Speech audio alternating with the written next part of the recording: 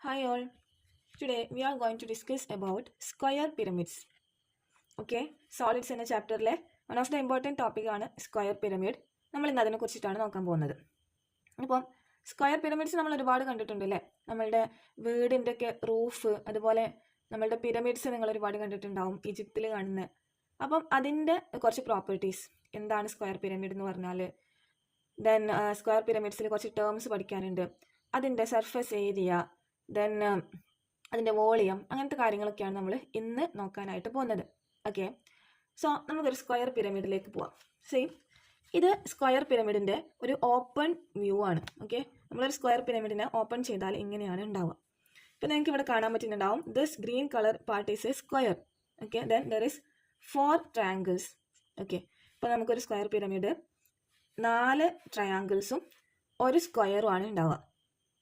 ഈ സ്ക്വയറിനെ നമ്മൾ പറയുക ബേസ് എന്നാണ്. അതായത് ഇതാണ് അതിൻ്റെ താഴെ ഇങ്ങനെ, ഇതിന് നമ്മൾ ഇങ്ങനെ ചെയ്യുന്ന സമയത്താണ് നമ്മൾക്കൊരു സ്ക്വയർ പിരമിഡ് ഷേപ്പിൽ ഇത് വരുന്നത്. സി, ഇപ്പോഴാണ് നമുക്കൊരു പിരമിഡ് ഷേപ്പിൽ ഇതിങ്ങനെ ക്ലോസ് ചെയ്ത് കഴിഞ്ഞിട്ടുണ്ടെങ്കിൽ we will get pyramid. Okay, ഇതാണ് നമ്മളുടെ പിരമിഡ് എന്ന് പറയുന്നത്. അപ്പം ഈ ഒരു പിരമിഡിന് എന്തൊക്കെയാണ് ഇപ്പോൾ വന്നത്? ഇങ്ങനെ ബേസിലേക്കായിട്ടുള്ളത് സ്ക്വയർ ആണ്. താഴെ base is square, then there are 4 triangles. Okay, so നമുക്കിവിടെ together forms a square pyramid. ഇത് നോക്കിയേ, ഇവിടെ നമുക്ക് ഈ ഒരു സ്ക്വയറിൻ്റെ ഇങ്ങനെ വരുന്ന സമയത്ത് ഇവിടെ 4 വക്കുകളുണ്ട് അല്ലേ, എഡ്ജസ്. ഓക്കെ, 4 വക്കുകൾ. ഈ ഒരു സമചതുരത്തിന് 1 2 3 4 വക്കുകളുണ്ട്, നിങ്ങൾക്ക് കാണാൻ പറ്റുന്നുണ്ടാവും.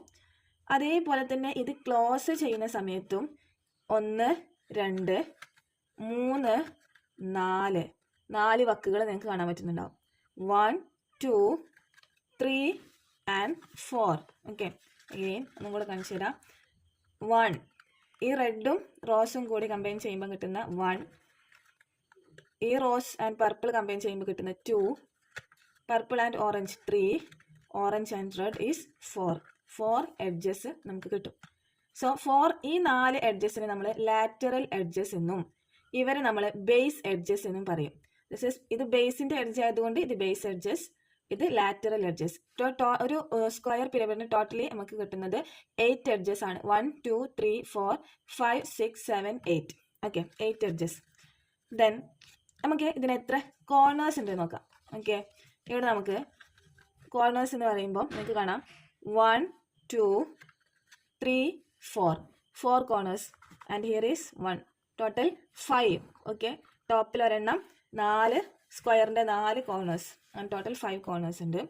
ഇനി ഈ കാണുന്ന ഇവരെയൊക്കെ നമ്മൾ ഈ 4 ട്രയാങ്കിളിനെയും ഈ സ്ക്വയറിനെയും നമ്മൾ വിളിക്കുന്ന പേരാണ് ഫേസ് എന്ന് വിളിക്കുക.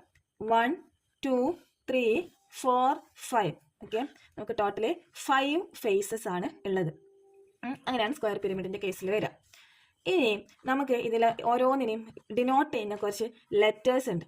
അതായത് base, square is the base and base edge is denoted by the letter A, small letter A. അപ്പോൾ ഇത് സ്ക്വയറിൻ്റെ ബേസ് എഡ്ജും സ്ക്വയറിൻ്റെ സൈഡൊക്കെ ഒരേപോലെ തന്നെയാണ് ഉള്ളത് അല്ലേ? ഇത് സ്ക്വയറിൻ്റെ സൈഡാണ്. അപ്പോൾ സൈഡിൻ്റെ ലെങ്ത്തും ബേസ് എഡ്ജും എല്ലാം letter A, small letter A വെച്ചാണ് ഡിനോട്ട് ചെയ്യുന്നത്.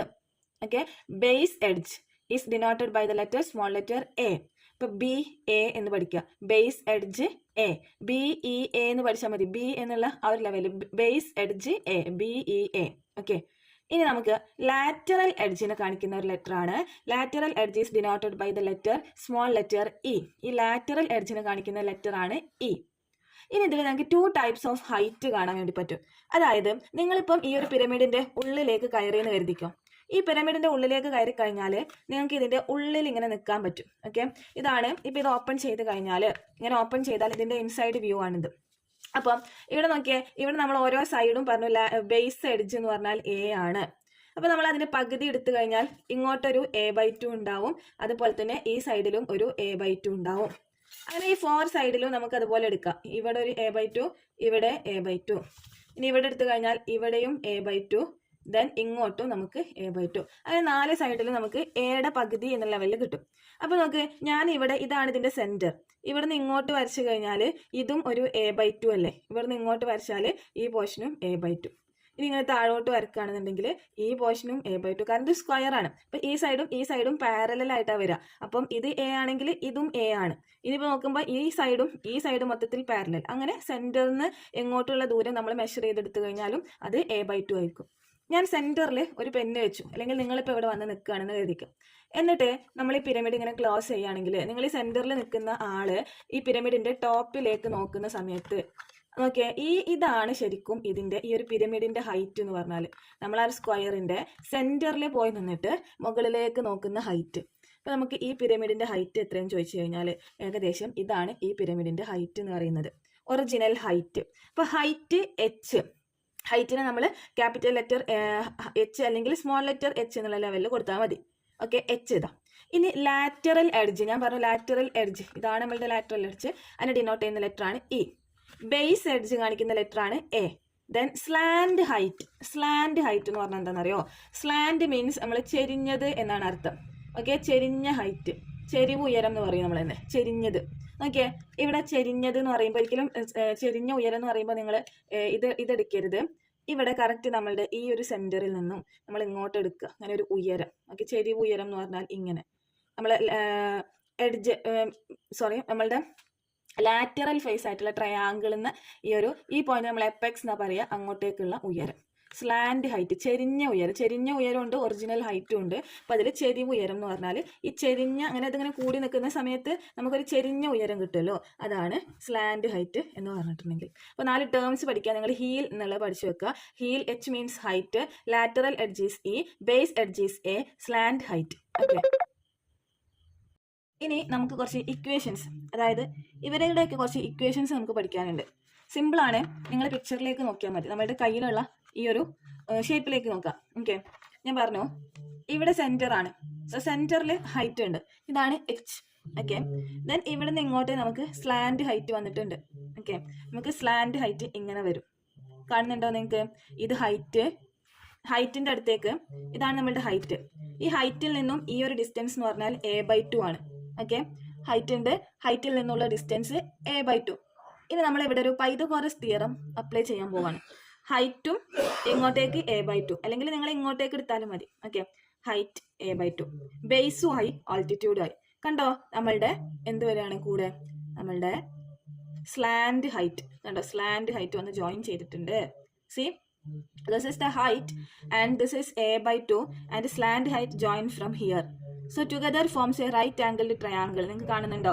ഈ ഒരു പോർഷനും ഈ ഒരു ഹൈറ്റും ഈ ഇവിടുന്ന് വന്ന സ്ലാൻഡ് ഹൈറ്റും കൂടെ together forms a right angled triangle. അപ്പൊ നമ്മൾ ഈ സൈഡിലും അതുപോലെ, ഇത് ഹൈറ്റ്, ഇത് ബേസ്, ആൻഡ് ഇവിടെ നിന്നും ഒരു സ്ലാൻഡ് ഹൈറ്റ്. ഇങ്ങനെ എടുക്കുകയാണെങ്കിൽ ഇത് ഹൈറ്റ്, ഇത് base and slant height. Or നമുക്ക് എങ്ങനെ പറയാം? Altitude, base and hypotenuse. Altitude, base and hypotenuse. Altitude, base and hypotenuse from this side. So we can apply Pythagoras theorem and we will get some equations like L is equal to, L is the hypotenuse here. So we can say L, hypotenuse is the, this is hypotenuse. Slant height here, slant height is the hypotenuse. See, slant height is the hypotenuse. So hypotenuse is equal to base square plus altitude square. Base square plus altitude square. So slant height is equal to root of a/2 all square plus h square. So then we can say h is equal to l square. H is equal to root of L square minus a/2 all square. That means hypotenuse minus base.